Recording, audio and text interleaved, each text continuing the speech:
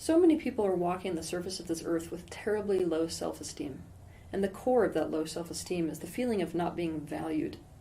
When we value something, we recognize that it has worth because it's useful, beneficial, or important. And it's looking at that definition of value that can actually change your life. The realization that can change your life is that value is entirely based upon needs. I want you to sit with that concept for a minute while I explain how this whole thing has the capacity to increase your self-esteem.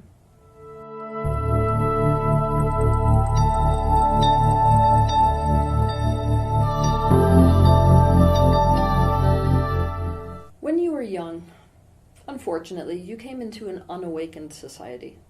And in this particular society, there were collective social and cultural values. Those are the values that you become completely indoctrinated with. And when a society has a specific value, it tends to condemn the opposite. For example, self-sacrifice may be a social value, in which case selfishness is condemned. To the opposite, winning may be a social value, in which case considering someone else's best interest above your own is condemned. We deem one good and the other bad. Because of our societal decision to keep societal order, what we do is we indoctrinate children with these social or cultural values. And this is how we do it. We reward them when they adopt and live by those, and we punish them when they don't. If you want to survive in society, if you want to feel good at all, if you want to have a chance at your needs being met, needs like belonging, love, connection, you have one option. That's to adopt and adhere to the values of your specific social group.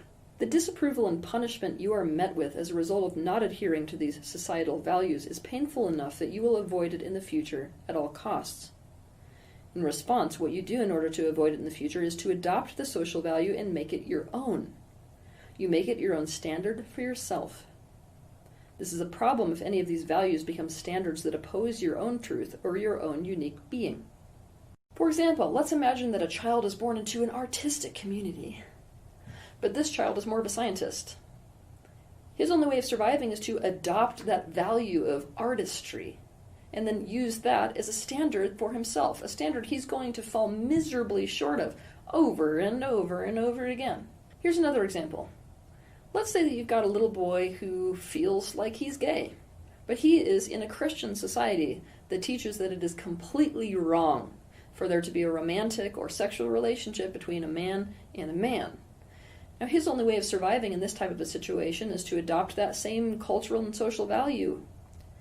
That means it's only right to have a relationship with another woman. Yet again, this becomes his new standard for himself, which he's going to fail at over and over and over again. Because even if he does end up in a relationship with a woman, deep down he knows he's failing at it, if you catch my drift. To understand this concept about values being entirely based upon needs, I'm going to give you a scenario. Imagine that you're driving down the highway when you see a man running into the middle of the road as fast as he can to retrieve a ladder that's fallen out of the back of a truck. I want you to think about the different reactions to the situation that could be elicited in the people that are driving by it. One driver could be absolutely furious because the man caused him to swerve so as to not hit him. One driver could thank God for his bravery, because by risking his own life to run out into the road, he's potentially saving the lives of anyone else who might hit that ladder. If this man has a wife and children, they may feel betrayed because their husband and father would choose to risk his life without a thought to the pain it would cause them. A police officer may see this man as an absolute idiot and be upset that he didn't call the authorities when he had to deal with the ladder on the highway. A news anchor may want to feature him on the nightly news as a hero. All of these reactions were entirely different, did you notice? They were different because they had different needs, different past experiences, and therefore, different values. Values are determined by needs. So relative to this example I just gave you, let's look at some of the needs that might be behind these reactions.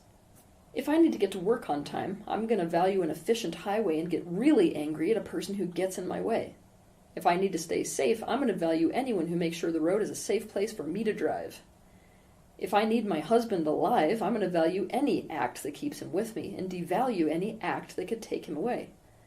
If I need to feel like I'm in control of public safety, I'm going to value people who follow the frickin' rules and get angry at anyone who risks their own life.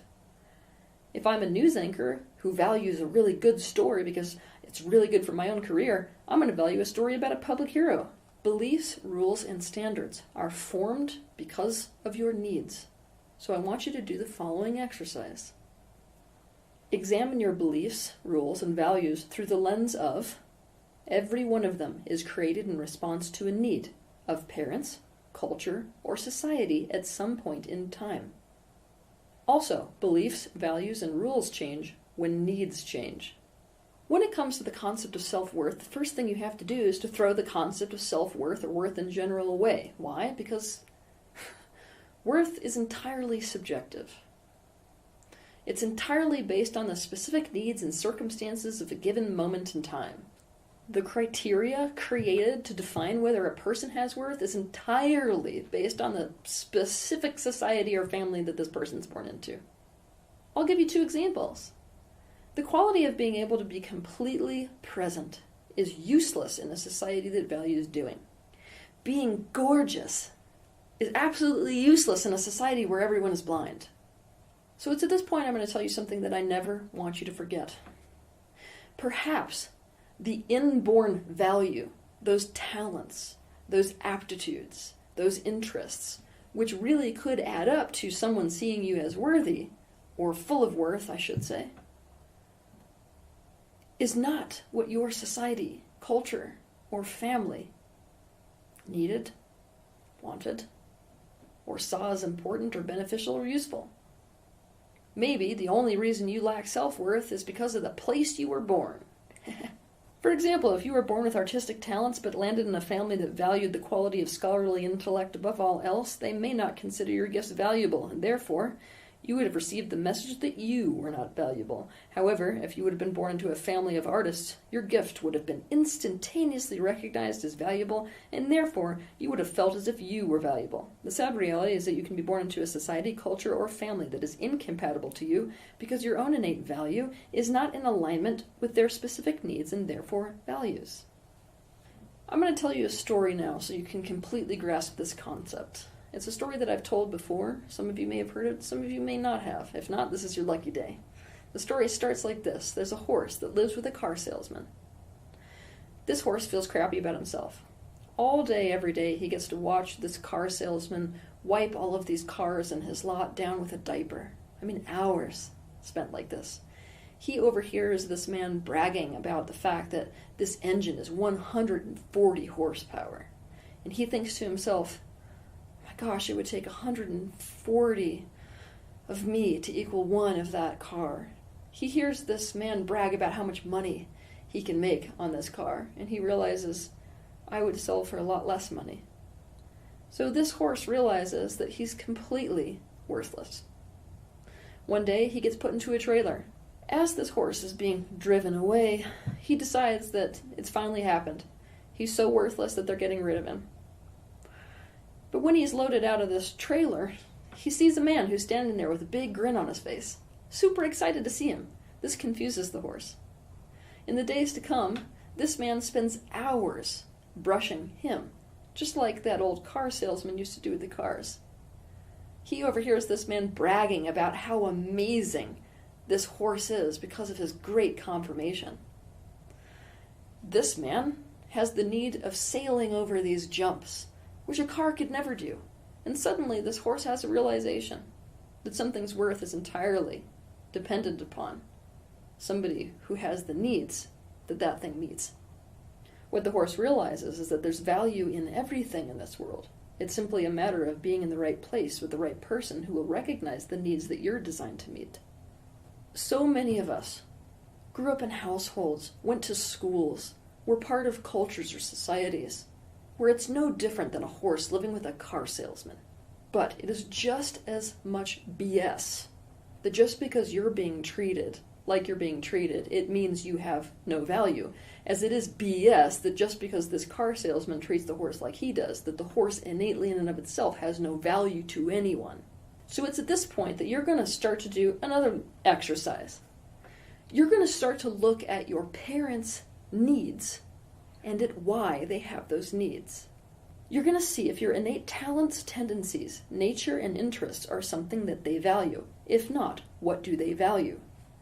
What needs make them value those things? Are you a match to those needs or not? For example, let's say that your mother does not value the fact that you tell it like it is. What she values is social etiquette and politeness. Why?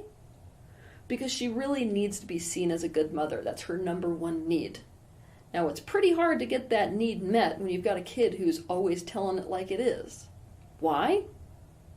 Because you can only be seen as a really good mom in most societies when you've got a kid who's like insanely well behaved.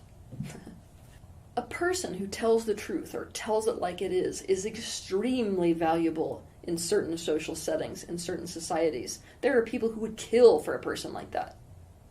However, it's incompatible to the need of this mother keeping up appearances in her social sphere. Essentially, you need to realize that their valuing or lack thereof is not about you at all. It's about their needs. Another way of kind of grasping this concept is to understand that in most cultures, money is obviously something of value because you can use it to get whatever the hell you need, right? But overnight, let's say wartime strikes out, bam! Money in a specific country can become completely worthless overnight because the times and the needs changed. Worth and value is completely subjective, variable, often irrational, and dependent upon circumstance. For this reason, true human worth is impossible to determine. Another perspective about value, or another way of looking at it, is this. Instead of seeing that there's no worth or no inherent value in anything because it's completely subjective, I want you to consider that there is worth and value in absolutely everything that's inherent. However, that inherent worth in any one thing is only going to be recognized in certain situations and by certain individuals. Now, the mistake we make when we start to accept that our value is really dependent on someone needing us is that we suddenly start to want to change what they need and want. We're going to try to convince them to need or want what we can provide. That's really the wrong way of going about it. In fact, you're most likely going to just be running your head into a brick wall. So the better way of doing it is to really find those people, places, and cultures who will genuinely need what it is that you have innately as a value within you. In other words, it's a better strategy to find someone who has a need that's compatible to you, and it's a guarantee that you will be seen as valuable to someone. Who might that someone be? To revolutionize your self-worth, you're going to ask yourself the following question. If I were to accept today that value was entirely based on needs, then who needs me? Have a good week.